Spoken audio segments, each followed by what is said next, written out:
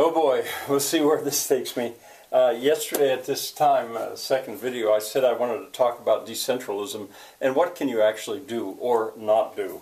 And I've spent some time thinking about it, and I've come up with a list to begin.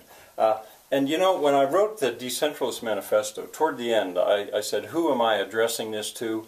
And I said I was addressing it to well-educated, basically middle-class or young people of the 60s and 70s, people who had a chance to get out into the country and to homestead. Well, you know, I'm not thinking about them now. I think it's way wider than that, and it's way more important. Most people cannot do that, but that doesn't mean you can't do something. And before I get into any of this, two things in the news. Crimea. Well, the word decentralization came up in the news. Decentralist isn't even recognized as a correct spelling currently by Google, or not Google, but online. It shows up as a misspelled word. Decentralism. I don't know if with an M it's there. Decentralization is, but the word now has been applied to that country. Maybe Crimea is decentralizing. Another thing, the search that's going on for that missing plane. If you would care to even begin to go there, use Wedge's paradigm and try to estimate. Use kilocalories as currency and try to estimate the cost of trying to find that plane. It's staggering because of the ships and planes involved. But don't think of it in human terms so much, or certainly not in money. Don't even think of it in terms of diesel and gasoline stuff. Think of it in kilocalories if you want to go there. Woo. All right, now what to do or not to do? Well, try to buy nothing that is new. Always try to first find something that is used or can be fixed. A car, for example. Don't buy a new car. Always try first to find something that has been used or can be repaired. Find yourself a repairman, a great repairman. Now, in the Whole Earth Catalog supplement, one of the supplements, there was an essay about that, the extreme importance of a repairman in difficult economic times. I could go into that, boy, from the stuff I saw overseas in the third world, but I'm just kind of giving you a list. Get yourself a set of hand tools if you don't have them. You know, used if you can. Hand tools, a screwdriver, pliers, maybe an angle grinder. Maybe an angle grinder. Because with those tools, you can then reduce things to the materials that they were made from.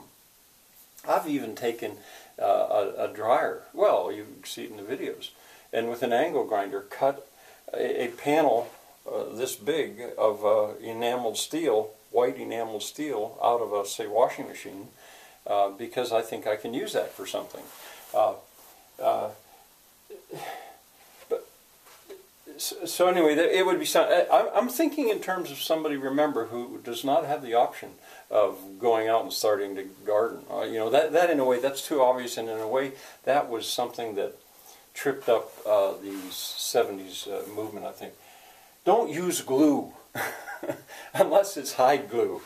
Don't, you know, at some point I was going to say this anyway, what's it called? This Old House. I hate it when those guys always put adhesives on stuff. They don't need to do that. When you use glue, or the same thing is with hard mortar. Soft mortar is one thing, but the binder should not destroy the material. Bricks, for example, you can use them elsewhere. Knock the mortar off and use them again. Bricks are very, very permanent things. Glue, once you've glued wood together, you just can't take it apart. So, and in general, don't build things that can't be taken apart. Well, all right, boycott landfills. What I mean by that is try to keep things from going to landfills. See if there's a way to stop them before they get there. Pallets, wooden pallets are an example. I probably have on the farm 200 pallets, wooden pallets. They burn. I mean, I can, and I will, cut them apart eventually and use them for firewood or in bake ovens or something. They're good kindling. Now, it takes work. It's tedious. It's not an easy thing to do. But that's just one example. If you can use things that nobody else wants. Nobody else wants it, and you find a use for it. I find myself thinking in terms of Darwinian terms, in terms of evolution of the species. Back in when I was going through Burke, he was saying that's what animals found a way to do. They found a niche. Well, two examples: tires. Who wants old tires? You know, or window glass. You can recycle glass if it's bottle glass, but you can't, at least around here, you can't recycle window glass. I think it melts at a different temperature or something. Find a way to use those. The two actually go together nicely in terms of gardening. Think about kilocalories as currency. Think about the systems that you're supporting. Leave the cities if you can. If you can, find a way to get out of those cities and avoid them. When I travel to Germany, I'm going to have to go through 2 cities, or well, more. But try to avoid them and leave them if you can. Mute commercials on television. You know, with that mute button, mute those commercials. You know, if you're watching television, that's fine. But mute the commercials, because there's where they're guiding you and influencing you to show you what you need or what they want you to think that you need. Mute those commercials. I guess do without TV. I don't want to lay on you extreme hardship, because I don't think that's the case. I really think there's a great joy to be found. Learn a trade. Even if you're sitting in an apartment in the Bronx, you can learn a trade. It doesn't have to be. You don't have to build a blacksmith shop to have a trade. You can still learn some kind of a trade. Learn to sew. Patch clothes. Put patches on clothes. My wife does that some. I mean, that's just one example of a trade that you could learn. Go to auctions. See if you can find a place where you can go to auctions. And if you're going to buy things, see if you can buy them at auctions. Thrift stores is another example. The suitcase I'm going to take to Germany with me, I went to a thrift store because I just, for $10 I bought one that probably cost $200 new, but I'll probably just leave it in Germany because I'm taking, well, that's another story. Flea markets. Go to flea markets, not only to buy but also to sell. This is like an alternate economy.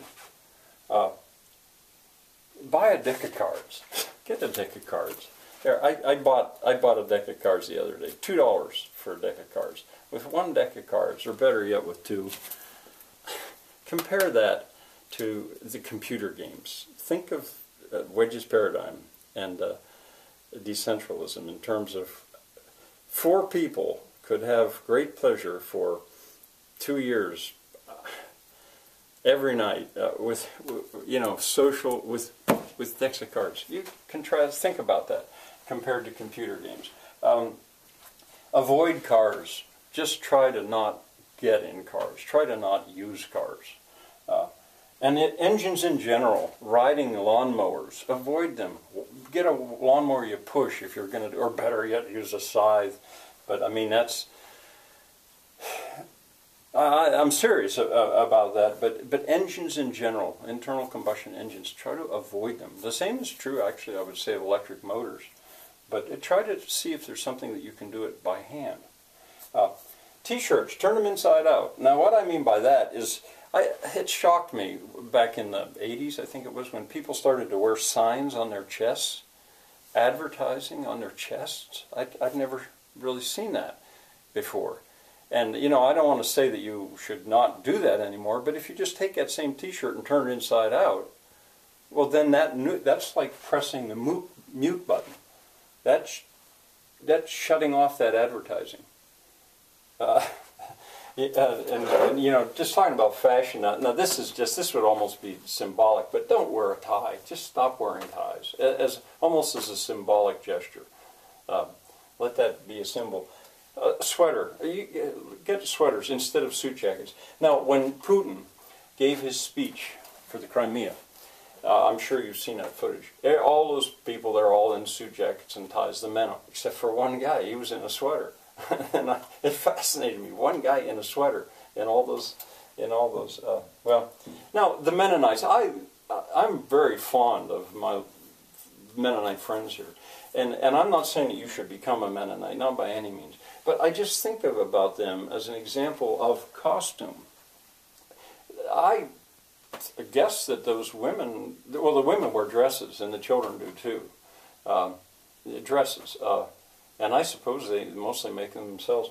But if you had a costume, instead of trying to follow the latest fashion, that's one of the problems with a thrift store.